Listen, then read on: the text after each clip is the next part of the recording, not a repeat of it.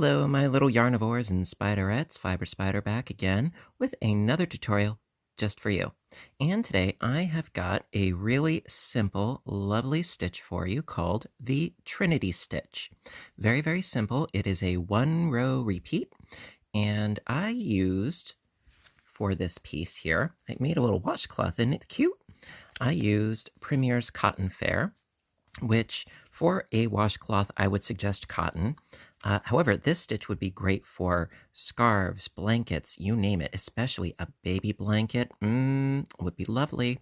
But, just so that you know what it is that I used Cotton Fair, and it is mostly cotton with a little bit of acrylic. It's actually really, really soft. I love it.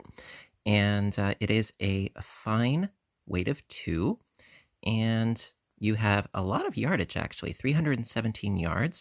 I had plenty left over after doing this. And let me see here. The recommended size hook is a G. I used, I believe it was a size H. And what I did was I worked my way across for a bit, and I made myself a square. And then I just did single crochets around the entire thing. And at the corners, I did 3 single crochets in each corner for the increase, to give you an idea. But what we're going to do for this tutorial is we're going to do the actual Trinity stitch.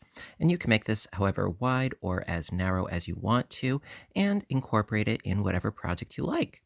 So just to give you an idea as to what I was doing, but let's do the doing, shall we? Alrighty. Alrighty, so for this piece, I'm going to be using a size I 5.5 millimeter hook and some Red Heart Super Saver. You can use, whatever it is that you like. But like I said, if you are doing, say, a washcloth or something of that sort, I would suggest using some sort of cotton. By the way, nope, not sponsored by Red Heart or by Premier, but I wanted to let you guys know what it was that I was using for this piece. So going to start with a slip knot, and for your piece, whatever width you want, it is a multiple of 2 chains. Very simple in that respect. So I've got 1, 2, 3, 4, 5, 6, 7, 8, 9, 10, 11, 12. And I'm just going to do the 12 for the sake of this tutorial. Just a little swatch for you guys, And since it is a one row repeat, I'm not going to be doing timestamps for you because, well, it's really not necessary, I don't think. So what we're going to do is after you have your multiple of 2 chains, going to go into the second chain from the hook with a single crochet. Now, if you are going to be doing a border around the whole thing, what I would strongly suggest is to do your single crochet into the back bump, like so. Quite often I'll go into the top loop, but that is because sometimes I feel like being a little bit lazy. I admit that. It's a little bit easier, a little bit quicker. So going into the back bump with a single crochet, now we need to crochet 3 stitches together, but we're not going to be going into the next one. We're going to start by going into that same loop that we just went into and pull up a loop, then go into the next loop, and then into the next loop, next chain, and pull up a loop, and then pull through all 4 loops, and then chain 1. Now you want to make this chain just a little bit loose because we're going to have to work into it on the next pass. So when you're making your chains, go a little bit loose, and then we're going to do the crocheting of 3 together once again. So going into that same loop and pull up a loop, and then go into the next loop and pull up a loop, and then go into the next loop and pull up a loop, and then pull through all 4 and loosely chain 1, and then going back into that same stitch, that same loop, and pull up a loop, and then go into the next loop and pull up a loop, and then into the next loop and pull up a loop. Then pull through all 4, loosely chain 1, and then go back in, pull up a loop, and pull up a loop, and pull up a loop, then pull through all 4, chain 1, and we've got 2 chains left. So again, going back into that same one and pull up a loop, and then go into these last 2, pull up a loop, and pull up a loop like so. Pull through all 4, and then last but not least, single crochet into this same stitch right here, omitting that chain 1 at the end. Okay? And that is going to make up our first row, our foundation row. And then row 2 is what we're going to repeat for the rest of this piece. Okie dokie. Alrighty, so for the second row and for every row for the rest of your piece, start by chaining up 1, turn the work, and into this first stitch, do a single crochet, and then we have to do our crocheting of 3 together and a chain 1. So going into that same stitch,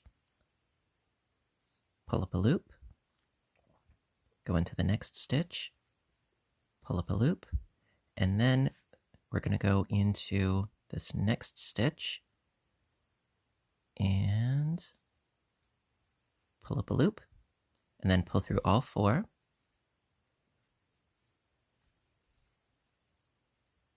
chain 1, going into the same stitch, pull up a loop, go into the next stitch, pull up a loop, then going into the next stitch and pulling up a loop. Pull through all 4,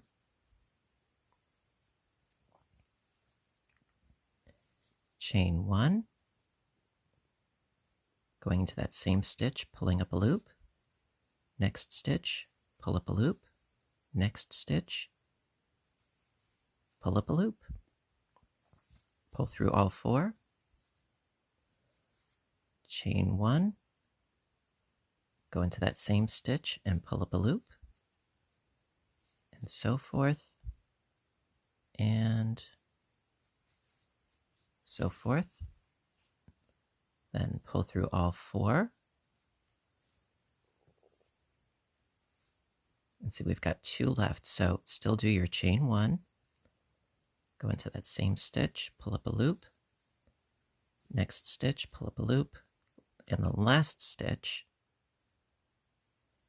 going in and pulling up a loop, pull through all 4, and then single crochet into that last stitch. And there you are. Gorgeous. It's got some definition, it's got some texture to it, and it is lovely. It's almost like it creates little flowers or little stars. Absolutely gorgeous. So I'm going to do another row for you, and we'll go from there. Also, what I would suggest is, now I have a tendency of using a death grip on my hook, on my tension, and this I found was a great exercise for loosening up a bit, because if you're very, very tight and very, very restricted with your stitches, this will be an extremely dense fabric and very tight and not flexible at all. So this I find is a really good way of loosening up, with these crocheting of stitches together. So we'll continue on with another repeat. Alrighty, so we're going to do another row across just because I love spending time with you guys and I want to make sure that you guys got it. So I'm going to start by chaining up one, turn the work, and then going into this first stitch with a single crochet. Then go into the same stitch, pull up a loop, next stitch, pull up a loop, next stitch, pull up a loop. Pull through all four, chain one, go into the same stitch, pull up a loop, next stitch, pull up a loop, and next stitch, pull up a loop. Now I also realized that there are a lot of variations of the number of chains and how you're supposed to do this. This is one of many. And then pull through all four, and then chain one, go into the same stitch, pull up a loop, next stitch, pull up a loop, and next stitch, pull up a loop, then pull through all four. Chain one, go into the same stitch and pull up a loop, next stitch, pull up a loop, and the next stitch. Pull through all four. Also, another thing that might help as far as the tightness and the looseness and the tension, use a slightly larger hook than you normally would. It's an idea for you. So I'm going to chain one, go into that same stitch, pull up a loop, and then the next two stitches, pull up a loop, and pull up a loop, pull through all four, and then because we're at the end, we don't chain one, we just go into that last stitch with a single crochet, and shaboom. And that is the Trinity stitch. Absolutely gorgeous. It's got a lovely texture, a lovely presentation on either side, and I love it, and I hope you guys love it too. Now, as far as what I was talking about with doing a border around the entire thing, I'm going to show you real quick. Alrighty. Alright, so if you would like to do a border around the whole piece like I did, here's how you can do it. Chain one, turn your work, and then quite simply just do single crochets, one single crochet into each stitch as you go across this top edge. Just one stitch per one stitch, no big deal. Really quite simple. And the same sort of technique can be applied to a lot of projects. If you just want to create a simple border around your piece. Okay, and then I'm into the last stitch right here. So do 1, 2, and 3 into that corner right there. Okay, and then moseying along down this side, do a single crochet into each stitch, each row, technically speaking.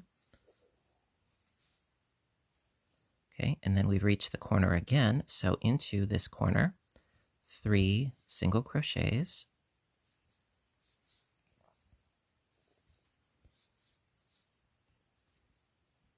And now, the reason why I said work in the back bump is that we can work into these stitches that much easier. And it presents a much cleaner edge that we can work within. And of course, it would have helped if I made my chains just a little bit looser. Like I said, I have a death grip. I know. It's something I'm working on. But whatever information that I can impart to you guys And so you can learn from my mistakes. Hey, great. More power to you.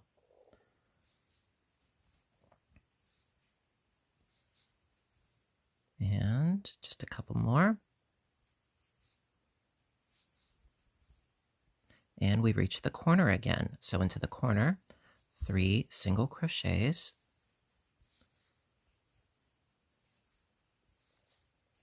Very simple. And then do single crochets across these rows.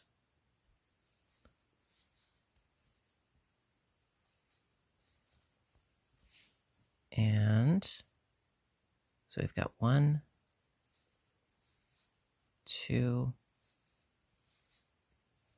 3, and then now you can go one of two ways. You can join like this with a slip stitch and chain 1, and then go back around the other way, go back from where we came, or you can continue going on in the same direction. Either way is fine, but I hope that gives you a good idea about how you can create sort of a border around your piece and make it look a little bit nicer, perhaps finish it up. And there are, of course, a million different borders out there, edgings and so forth that you can use, but this just gives you a little idea for you. Alrighty, so with that being said, I really hope that you liked this tutorial. I liked it because I love showing you guys new things, and it's very simple. It's a lot of fun, and I hope you give it a try. So if you liked the video, please show your support with a little thumbs up, because I appreciate your appreciation.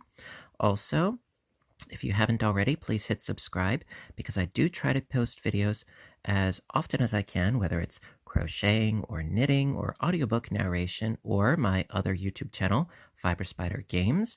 And also I do have an Etsy store. Check that out. Links in the description box down below. Hope to see you there. And until next time, I want all of you to stay inspired, stay caffeinated, and above all, stay stitching. I love you guys, and I'll see you in the next video. Bye for now.